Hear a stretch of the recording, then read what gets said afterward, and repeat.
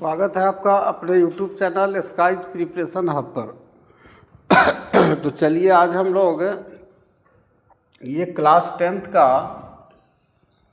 ये annual exam 2026 के लिए हम लोग जो PYQ एनालिसिस कर रहे हैं 2024 का, तो उसमें हम लोग आज जो लॉन्ग आंसर टाइप क्वेश्चन है, फिजिक्स का समाप्त हो चुका है, केमिस्ट्री का वेरी शॉर्ट समाप्त हो चुका है और केमिस्ट्री वाला पार्ट्स का जो लॉन्ग है उसमें 2 क्वेश्चन है। उसमें से एक क्वेश्चन हम लोग इंग्लिश और हिंदी दोनों मीडियम में उसको पढ़ेंगे, क्योंकि इंग्लिश मीडियम में भी बनाना पड़ा। तो बहुत सारे हमारे CBSE के स्टूडेंट्स हैं जो इंग्लिश मीडियम से इसको पढ़ते हैं। तो चलिए इसको हम शुरू करते हैं। ये खुद अपने द्वारा प्रिपेयर किया गया है इस नोट्स को by Skies Preparation Hub. Long answer type question आपका 19 नंबर क्वेश्चन। ये नेक्स्ट जो आपका 20 नंबर वाला जो क्वेश्चन है इसको हम लोग अगले लेक्चर में पढ़ेंगे। रासायनिक बंधन किसे कहते हैं, यह कितने प्रकार का होता है, उदाहरण के साथ उल्लेख करें। अब इंग्लिश में अगर आप इसको देखिएगा तो उसी का इंग्लिश हो गया, what is chemical bond, how many types of it, explain with examples. रासायनिक बंधन किसे कहते हैं, यह कितने प्रकार का होता है, उदाहरण के साथ उल्लेख करें। अब जो है हम लोग यहाँ से बारी बारी से पहले इंग्लिश मीडियम में देखेंगे और उसके बाद तब हिंदी मीडियम में देखेंगे। तो आप एग्ज़ाम में जब लिखेंगे तो बिल्कुल इसी तरह से आंसर 19 कॉपी पर लिख करके और आप लोग अंडरलाइन कर दीजिए। उसके बाद देखिए केमिकल बॉन्ड, रासायनिक बंधन को पहले हम जानते हैं कि आखिर ये क्या होता है। तो एन अट्रैक्टिव फोर्स, एक आकर्षण बल होता है ये रासायनिक बंधन, विच holds 2 or more atoms together, जो 2 या 2 से अधिक परमाणुओं को क्या करता है, होल्ड करके रखता है। ये फोर्स के कारण, ये अट्रैक्शन आकर्षण बल के कारण 2 या 2 से अधिक परमाणुओं को टुगेदर एक साथ पकड़ कर रखता है। इन ए मोलिक्यूल, एक अणु में, और कंपाउंड या एक यौगिक में, is called the chemical bond. जैसे हम लोग अगर देखें तो ये H2 हो गया, ये H2 का 1 मोलिक्यूल है। तो H2 का मीनिंग हो गया कि इसमें हाइड्रोजन के जो 2 एटम है, 2 एटम्स ऑफ हाइड्रोजन, ये को ये होल्ड किए हुए हैं। कौन, एक अट्रैक्शन फोर्स, ये दोनों हाइड्रोजन एटम को होल्ड किए हुए, और इसी के कारण हाइड्रोजन का एक मोलिक्यूल जो है आप उसको देख रहे हैं H2 के रूप में। तो इसी तरह से आप कंपाउंड में अगर आप ले लीजिएगा, कि ये कीड़ा का कमाल है, ये कीड़ा महाराज का कमाल है, ये देखिए आप। उसके बाद अगर आप मान लीजिए कि H2O ले लीजिएगा तो ये क्या हो जाएगा, ये एक कंपाउंड हो गया, यौगिक हो गया। इसमें हाइड्रोजन का 2 एटम और ऑक्सीजन का 1 एटम है, दोनों मिल करके और H2O के एक मोलिक्यूल का निर्माण करते हैं। तो इसमें हाइड्रोजन के जो दोनों एटम हैं और फिर वो ऑक्सीजन के जो एटम है, दोनों को एक अट्रैक्शन फोर्स जो है बांध कर रखे हुए हैं एक साथ, और इसके कारण वाटर का जो अस्तित्व है वो बरकरार है। तो उसी फोर्स को हम क्या कहते हैं, उसी फोर्स को हम केमिकल बॉन्ड कहते हैं, रासायनिक बंधन कहते हैं। तो an attractive force which holds 2 or more atoms together in a molecule or compound is called the chemical bond. अब हमें केमिकल बॉन्ड फर्स्ट पार्ट का था वो क्लियर हो गया। हमें अब पढ़ना है कि what is types of chemical bond के बारे में।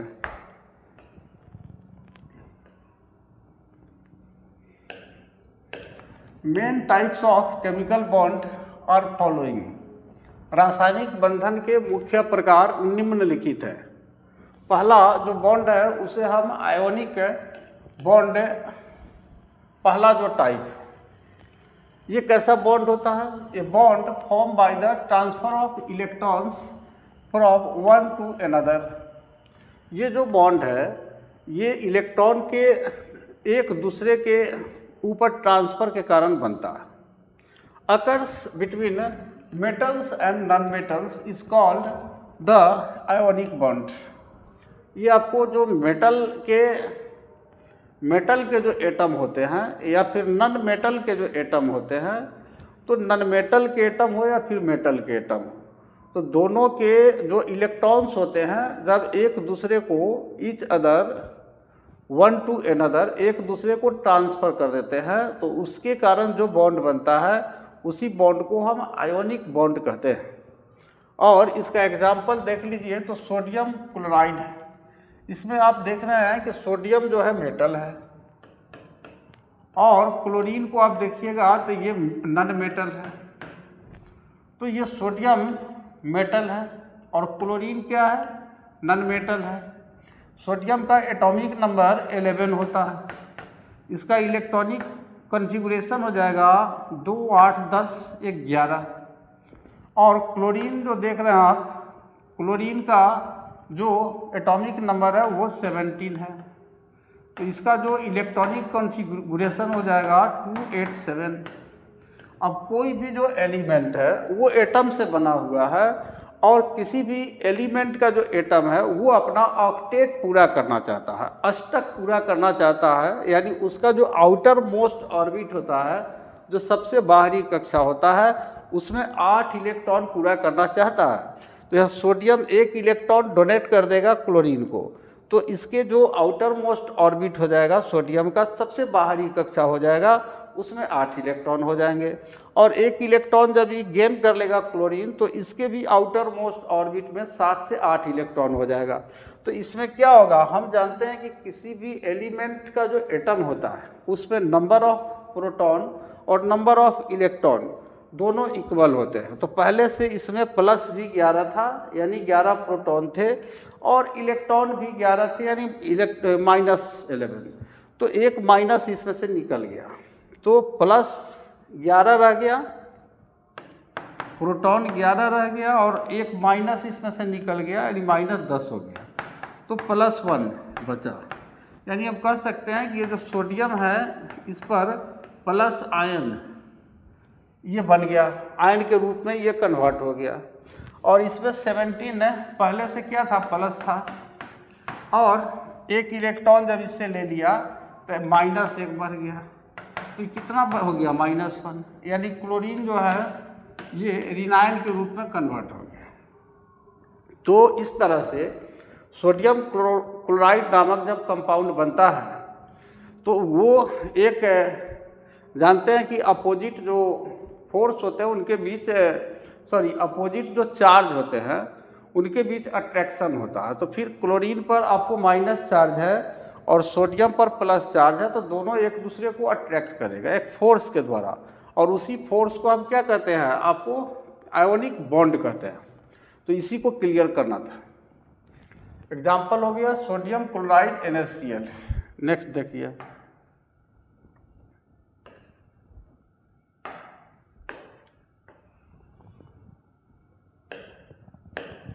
covalent bond, a bond formed by the sharing of electrons between two non-metallic atoms is called the covalent bond।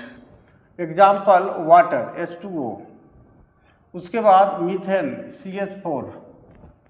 और ये यहाँ पर आप एक चीज़ देख लीजिए कि यहाँ पर हाइड्रोजन और ऑक्सीजन H2O, और यहाँ देख रहे हैं CH4। तो यहाँ पर क्या होता है, शेयरिंग ऑफ इलेक्ट्रॉन होता है, और ये मीथेन में भी शेयरिंग ऑफ इलेक्ट्रॉन होता है। कोई एक हम समझ सकते हैं, जैसे कार्बन है, इसका एटॉमिक नंबर 2,4 है, और हाइड्रोजन का एटॉमिक नंबर कितना, 1। तो यहाँ पर 4 जो है हाइड्रोजन एटम है मीथेन में। अब ये चाहेगा कि भाई ये 2-2 हो जाए, हीलियम में कन्वर्ट हो जाएगी, और ये चाहेगा कि हमारा जो आउटर मोस्ट ऑर्बिट है उसमें 4 इलेक्ट्रॉन है, तो कोई भी एटम मैक्सिमम 3 इलेक्ट्रॉन ले सकता है और 3 इलेक्ट्रॉन किसी को दे सकता है मैक्सिमम। यहाँ तो 4 है तो इसको 4 चाहिए अपना ऑक्टेट कंप्लीट करने के लिए। अब ये बेचारे क्या करेगा कार्बन,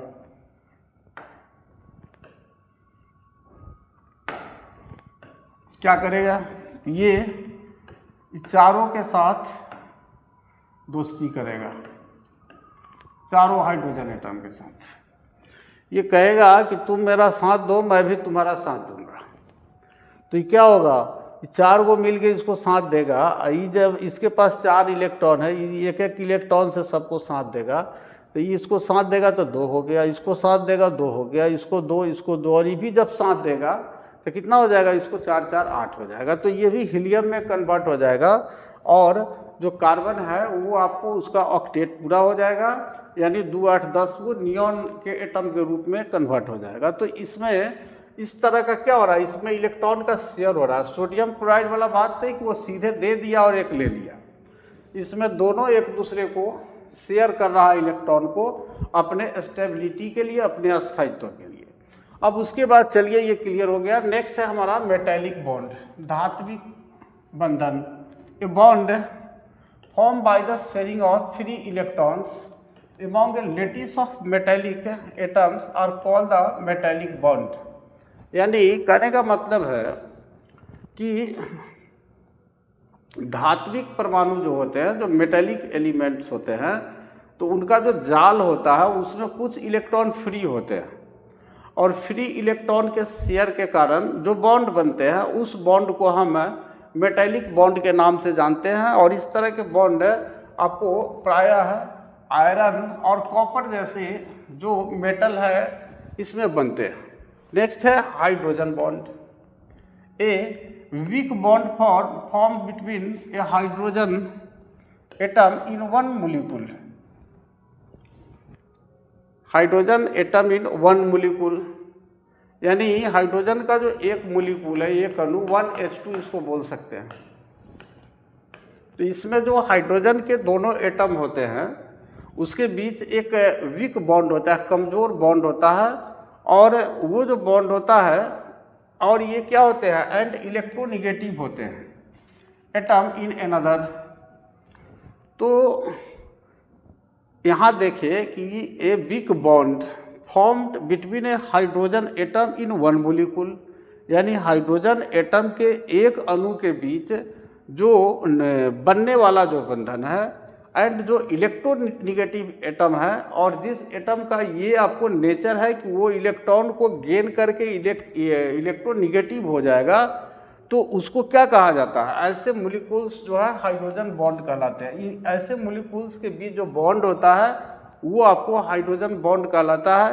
यानी हम कह सकते हैं कि वीक बॉन्ड होता है, कमज़ोर बंधन होता है इसमें। इसका एग्जाम्पल देखिए, वाटर मोलिक्यूल्स इन आइस। पानी के अणुओं को आप बर्फ में एग्जाम्पल के रूप में देख सकते हैं। और नेक्स्ट है आपका van der Waals. A very weak attractions, ये बहुत कमज़ोर आकर्षण बल है बिटवीन न्यूट्रल मोलिक्यूल्स। जो न्यूट्रल मोलिक्यूल्स होते हैं, यानी कहने का मतलब है कि वैसे मोलिक्यूल्स जो किसी केमिकल रिएक्शन में भाग नहीं लेते हैं, कॉल द वांडर वाल्स। तो इसके एग्जाम्पल हो गया between noble gas atoms. Noble gas यानी अक्रिय गैस जो होते हैं वो जो नोबल गैस होते हैं उनके एटम्स के बीच इस तरह के बॉन्ड आपको पाए जाते हैं। तो इस तरह से इंग्लिश मीडियम को हमने देख लिया। अब आप चलिए हिंदी मीडियम। रासायनिक बंधन किसे कहते हैं, यह कितने प्रकार का होता है, उदाहरण के साथ उल्लेख करें। देखिए हिंदी मीडियम वाले, एक ऐसा आकर्षण बल जो 2 या 2 से अधिक परमाणुओं को एक साथ अणु या यौगिक में बांधता है, रासायनिक बंधन कहलाता है। रासायनिक बंधन कहलाता है एक ऐसा आकर्षण बल जो 2 या 2 से अधिक परमाणुओं को एक साथ अणु या यौगिक में बांधता है। यानी हम लोग देखे थे अणु का मतलब है कि H2 और यौगिक का मतलब है H2O, इसको हम लोग ऊपर देख चुके हैं। तो एक ऐसा आकर्षण बल जो दो या अधिक परमाणुओं को एक साथ अणु या यौगिक में बांधता है रासायनिक बंधन कहलाता है। रासायनिक बंधन के मुख्य प्रकार निम्नलिखित है। क आयनिक बंधन, इलेक्ट्रॉनों के स्थानांतरण के फलस्वरूप बनने वाले बंधन को आयनिक बंधन कहते हैं। ये हम लोग ऊपर समझ लिए हैं कि इलेक्ट्रॉनों का स्थानांतरण कैसे होता है। यह बंधन धातु और अधातु के बीच बनता है, जैसे सोडियम क्लोराइड। ये जो केमिकल आयनिक बॉन्ड बनेगा उसमें से एक धातु के परमाणु होंगे और एक आपको अधातु के परमाणु होंगे। तो इस तरह से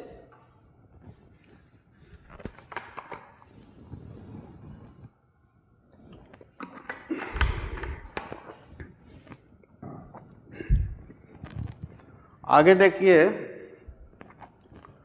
सहसंयोजक बंधन, कोवैलेंट बॉन्ड। जब दो अधात्विक, ऐसे आप अधात्विक लिखिएगा,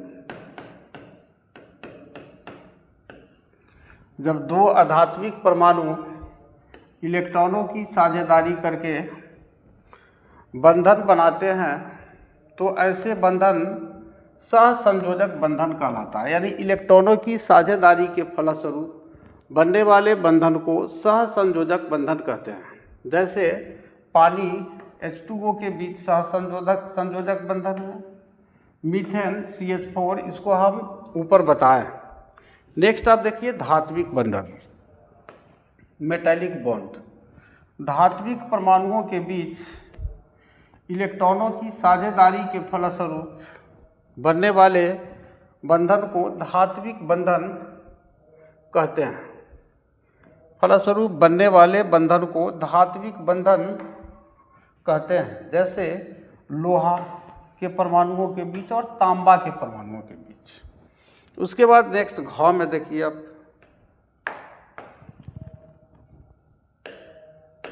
हाइड्रोजन बंधन। दो अणुओं के बीच हाइड्रोजन और विद्युत ऋणात्मक परमाणु के मध्य, दो अणुओं के बीच, दो हाइड्रोजन परमाणुओं के बीच इसको कह सकते हैं। दो हाइड्रोजन, ठीक कर लीजिएगा इसको, परमाणुओं के बीच और विद्युत ऋणात्मक परमाणु के मध्य बना कमजोर आकर्षण बल हाइड्रोजन बंधन कहलाता है। जैसे बर्फ के कणों में। उसके बाद वैंडरवाल्स बल। इसमें तटस्थ अणु होते हैं, फ्री जो आपको एटम्स होते हैं के बीच अत्यंत कमजोर आकर्षण बल वैंडरवाल कहलाता है। ये फ्री एटम्स नहीं, ये जो तटस्थ अणु होते हैं। और जैसे इसका एग्जाम्पल हो गया आपको नोबल गैस अणुओं के बीच आपको ये वैंडरवाल बल पाया जाता है, यानी ये कमज़ोर होता है और इससे थोड़ा मजबूत हाइड्रोजन का होता है। और वो ऊपर वाला जो देख रहे हैं आप आयनिक बंधन, सहसंयोजक बंधन और धात्विक बंधन, तो ये थोड़ा स्ट्रॉन्ग होते हैं। तो इस तरह से आज हमारा जो केमिस्ट्री का लॉन्ग आंसर टाइप क्वेश्चन है वो पूरा हुआ और इसी के साथ हम आज का लेक्चर यही समाप्त करते हैं और एक लेक्चर में हम और भी साइंस का क्वेश्चन आगे बढ़ाएंगे। तो चलिए, वीडियो अंत करने के पहले आप लोगों से रिक्वेस्ट है कि आप लोगों के पास जैसे ही वीडियो जाए वैसे ही आप चैनल को सब्सक्राइब कर लीजिए।